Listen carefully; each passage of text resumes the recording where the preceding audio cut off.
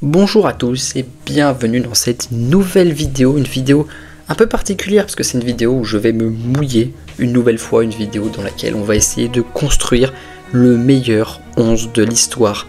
Tout simplement, voilà, parce que j'ai la science infuse, non je rigole, je vais me faire insulter en commentaire, mais c'est pas grave, je suis prêt à encaisser et à débattre. Il est l'heure de commencer. Et d'ailleurs, n'hésitez pas à me donner votre 11 dans les commentaires, tout simplement pour qu'on puisse débattre et voir au poste par poste si j'ai manqué certains joueurs. Au départ, je voulais faire une équipe avec le meilleur dans chaque position. Et après, je me suis dit qu'au final, autant faire un 11, même s'il y a certaines positions qui, du coup, ne seront pas forcément les bonnes pour certains joueurs. Mais bon, on s'arrange. Et on va commencer tout de suite par le gardien. Je sais que ça va faire débat, peut-être, mais pour moi, le meilleur gardien de l'histoire, c'est Manuel Neuer. Et pourquoi j'ai choisi Manuel Neuer? Tout simplement parce que c'est un gardien qui a révolutionné son poste. Il est excellent sur sa ligne, il est excellent dans les airs, il est excellent balle au pied, il fait des dribbles, enfin... J'ai jamais vu un gardien aussi complet et aussi choquant que lui. Puis même, c'est un leader, tu vois, quand il bombe le torse avec le brassard... Il dégage quelque chose, ce gardien, de supplémentaire, de quelque chose que d'autres n'ont pas. Oui, pour moi, c'est le meilleur gardien de l'histoire. Et si je vous dis que Guardiola avait voulu le faire jouer au milieu, il y a peut-être une raison. Alors évidemment, pour les gardiens, il y en a d'autres qui me sont venus à l'esprit. Je pense à Lev Yashin, seul gardien qui a eu le ballon d'or, mais bon, je ne l'ai jamais vu jouer. Donc je peux pas non plus trop juger par rapport à quelqu'un que j'ai vu jouer depuis que je suis petit. J'ai aussi pensé à Petrovic, excellent gardien. Très très sous-coté Petrovic, bien évidemment Gianluigi Buffon. Je pense que c'est celui qui se rapprochait le plus de Neuer dans ma conception du poste. Et puis d'autres, Casillas, Courtois, voilà. Mais pour moi, il n'y en a pas un qui est à la hauteur de Neuer. Et je pense que celui qui en est le plus près, c'est Buffon. Au poste de latéral droit, j'ai choisi de mettre Daniel Alves. Tout simplement parce que pour moi, c'est le latéral droit le plus complet, offensivement, défensivement, dribbleur, passeur, buteur. Il avait une sacrée frappe de balle, le Dani, et puis il a un palmarès qui est vraiment comme ça. Long comme le bras. Le ref, il a tout gagné, sauf la Coupe du Monde. Voilà, c'est simple, il a tout pris, sauf la Coupe du Monde, et puis même dans tous les clubs où il a joué, il a été excellent, même passé un certain âge. Voilà, à Séville, il était déjà très fort. Puis après, au Barça, autant vous dire qu'on sait ce qu'il a fait. À la Juve, encore une fois très fort. Au PSG, toujours très fort. Bon, si on enlève le passage prison, le passage au FC prison, il n'est pas glorieux. Mais Daniel Alves était un excellent joueur de foot et pour moi, le meilleur latéral droit de l'histoire. Certains me diront Cafu, certains me diront Carlos Alberto. C'est des joueurs que je n'ai pas vu jouer. Surtout Carlos Alberto. Cafu, j'ai pu me renseigner, j'ai pu regarder des compiles. C'est très fort aussi, c'est très technique, mais il a passé quand même une bonne partie de sa carrière au Brésil. Et puis son passage en Europe, il se limite globalement à la Roma et au Milan. Alors oui, il gagne là-bas, mais c'est court. Le passage de Cafu en Europe, il est pas bien long, hein. Donc voilà, pour sa constance et pour son palmarès, j'ai choisi Daniel Alves. Et dites-moi en commentaire si j'ai raté un latéral droit. Mais là, comme ça, j'en vois pas. Ma paire de centraux sera Franz Beckenbauer et Sergio Ramos. Alors, tout d'abord, on a probablement ce qui est le meilleur défenseur de l'histoire, je pense. Franz Beckenbauer, 2 ballons d'or. Voilà, déjà, ça pose un peu ça pose le cadre. Et puis, il a tout gagné. Voilà, Ligue des Champions, Ballon d'or, Coupe du Monde, Euro. Je crois qu'il prend l'Euro, je suis pas sûr. Il faut que je me renseigne. Mais voilà, il a tout pris. Il a tout pris, et puis même une élégance, une classe, une science défensive. Et puis derrière, il a entraîné l'Allemagne, il a eu du succès aussi en tant qu'entraîneur. Donc vraiment, Franz Beckenbauer, c'est l'intelligence de jeu incarnée, c'est celui qui a mis en place le poste de libéraux. Voilà, et puis après, à côté, on a Sergio Ramos, beaucoup plus dur sur l'homme, beaucoup plus agressif, mais aussi très bon offensivement. Donc voilà, je trouve que ça fait une paire de centraux assez complémentaires. Mais vous allez voir qu'il y en a un où vous vous dites « Mais tu l'as oublié ?» Non, je ne l'ai pas oublié, juste je ne l'ai pas mis à ce poste, donc je ne vais pas dire son nom. Mais effectivement, pour la paire de centraux, j'ai pensé à Ferdinand, Nesta. Il y en a eu beaucoup qui auraient pu prétendre à cette position. Mais pour moi, ce sont les deux meilleurs. On enchaîne avec le latéral gauche, dont je n'ai pas prononcé le nom auparavant pour les défenseurs centraux. Vous l'aurez peut-être deviné, il est italien, Paolo Maldini. Encore une fois, l'élégance, la classe, la science défensive de ce joueur, c'est n'importe quoi. 3e au Ballon d'Or également, oui. C'est un des défenseurs qui a été les plus proches du Ballon d'Or, j'allais dire récemment, dans les 20 dernières années, on va dire. Il n'y a que Van Dijk qui a fait mieux que lui. Mais voilà, Maldini, pour le passer, c'est difficile. Hein, quand tu sais que le mec dit que s'il fait un tacle glissé, c'est qu'il a fait une erreur avant. Et en plus, les tacles glissés, en général, il chopait le ballon. Voilà, alors, il y a débat. À ce poste, j'avoue, il y a débat. Parce que Maldini a passé une bonne partie de sa carrière latérale gauche, mais aussi centrale. Alors que des mecs qui ont passé leur carrière latérale gauche, je pense à Roberto Carlos ou Marcelo, j'ai hésité avec les deux, évidemment. Mais pour moi, avec ce qu'on a devant, on a besoin aussi d'un peu de backup défensif. Et je trouve que défensivement, il y a beaucoup plus de garanties avec Maldini qu'avec Marcelo ou Carlos. Mais offensivement, les deux sont certes meilleurs. Mais on a ce qu'il faut à droite aussi. On a déjà Daniel Alves, il faut un équilibre. Et pour moi, pour garantir cet équilibre, je mets Paolo Maldini latéral gauche. Pour ce qui est du milieu défensif, j'ai pas eu de doute. Voilà. Sergio Busquets est pour moi le meilleur numéro 6 de l'histoire. Alors oui, le Ballon d'Or, c'est pas... Voilà, il a jamais eu un classement exceptionnel au Ballon d'Or. Mais il a un palmarès comme ça, encore une fois. Bon, en même temps, quand tu joues au Grand Barça, c'est normal.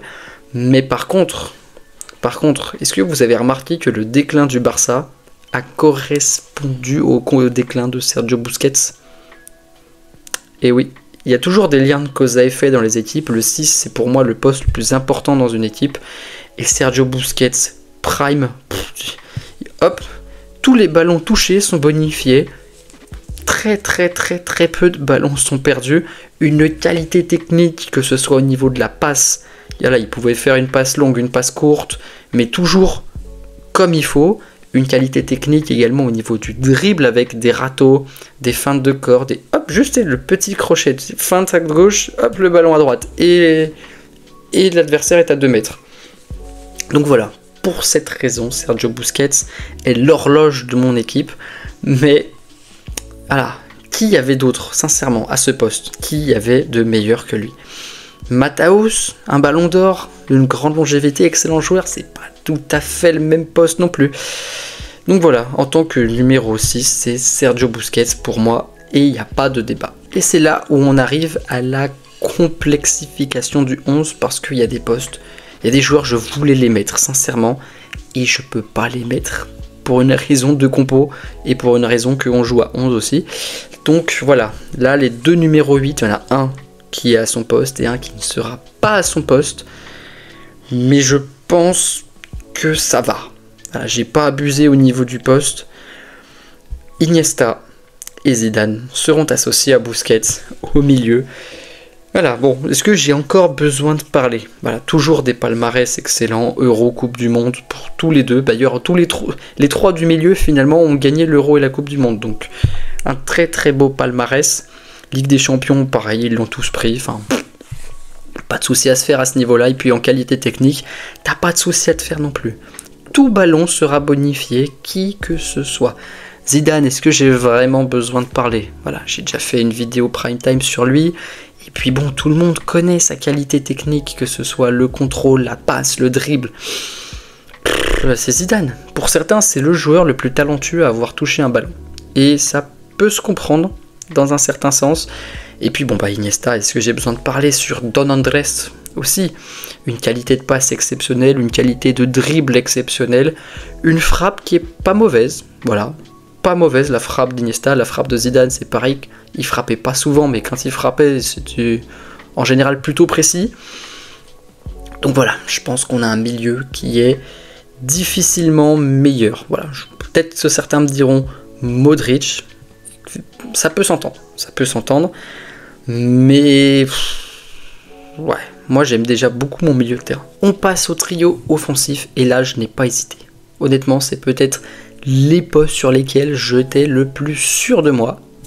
On commence avec l'ailier gauche, Monsieur Cristiano Ronaldo, tout simplement. Oui, qui vouliez-vous mettre d'autre que le mec qui a remporté 5 ballons d'or et autant de Ligue des Champions.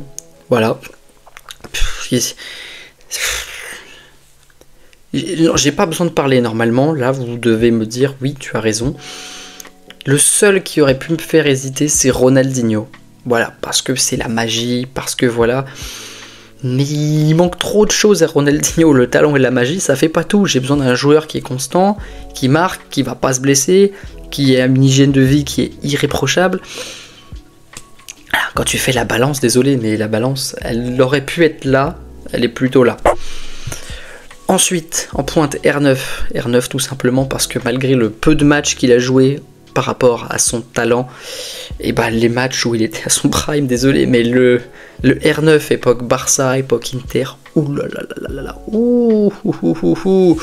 tu comprends pourquoi il prend 2 ballons d'or hein, finalement, et il aurait dû en prendre bien plus. Durant la période où il a joué, c'était probablement le meilleur joueur du monde, voilà, je le dis, peut-être ça se tape avec Zidane, mais en termes de numéro 9, tous les numéros 9 actuels, et ben R9 c'était leur idole. Idole de Benzema, idole de Suarez, idole de... Voilà. C'est le numéro 9 préféré, de ton numéro 9 préféré. Alors les stats sont pas non plus oufissimes, voilà, elles auraient pu être bien meilleures, certes, mais au niveau du talent, je pense qu'on fera difficilement mieux, et en parlant de talent, on va finir avec l'ailier droit, monsieur Lionel Messi, le GOAT, celui qui a fini le jeu, il a absolument tout gagné, sauf la Coupe de France. Et la MLS, pas encore. Mais voilà, est-ce que j'ai besoin de parler 8 ballons d'or, un nombre de buts et de passes D comme son compère de l'aile gauche. Hein. Voilà, je pense pas avoir trop besoin de parler concernant Lionel Messi. Et puis il y a un joueur que j'aurais aimé placer, mais malheureusement, composition oblige, équilibre oblige, il n'y avait pas la place pour lui. C'est Diego Maradona. J'aurais aimé le placer dans cette équipe, voilà. S'il y avait un 12e joueur à mettre, c'était lui au numéro 10, parce que c'est le meilleur numéro 10 qui ait existé. Il savait tout faire, dribble, contrôle, passe, frappe. Voilà. Quand on dit que c'est un des meilleurs joueurs de l'histoire, c'est réel. Je pense qu'il est meilleur que Zidane en numéro 10. Voilà, je pose ça là, il va plus vite. Et puis il a les mêmes qualités globalement. Peut-être moins élégant, voilà, certes, ok, mais l'élégance dans le foot, si c'est pas efficace, bon, je critique pas Zidane, mais s'il y a un joueur qui doit sauter pour Maradona, c'est Zidane, mais le problème c'est que dans l'équilibre de l'équipe, si tu mets Maradona en 8, ça ne va pas du tout, alors que Zidane en 8, il y a une cohérence, et voilà, c'est le seul joueur que j'aurais aimé placer, mais il n'y a pas la place, malheureusement, désolé Diego, ou alors il aurait fallu mettre CR7 en pointe et Maradona à gauche. Mais encore une fois, je vois pas de cohérence de foutre un gaucher à gauche alors que le mec il a vraiment joué au cœur du jeu pendant toute sa carrière. Donc voilà, c'est le seul joueur où j'ai un petit regret de ne pas l'avoir placé. Et pour entraîner cette équipe de fous furieux, j'ai choisi Carlo Ancelotti. Parce que c'est celui qui tire tout simplement le meilleur de ses joueurs. Il a tiré le meilleur de CR7. Il a tiré le meilleur de Benzema. Il a tiré le meilleur de Kaka. Il a tiré le meilleur de Maldini. Toutes les équipes où il est passé, l'équipe jouait bien. Tout simplement parce que c'est un excellent entraîneur. Qu'est-ce que vous voulez que je vous dise? J'ai hésité avec Guardiola. Voilà. Mais le palmarès parle pour Carlo. Le nombre de Ligue des Champions qu'il a gagné, c'est aberrant. En tant que joueur ou en tant qu'entraîneur, je crois que c'est l'entraîneur qui en a gagné le plus. À vérifier, mais il me semble que c'est l'entraîneur qui a pris le plus de Ligue des Champions. Il y a aussi peut-être Sir Alex Ferguson dans la discussion, c'est vrai.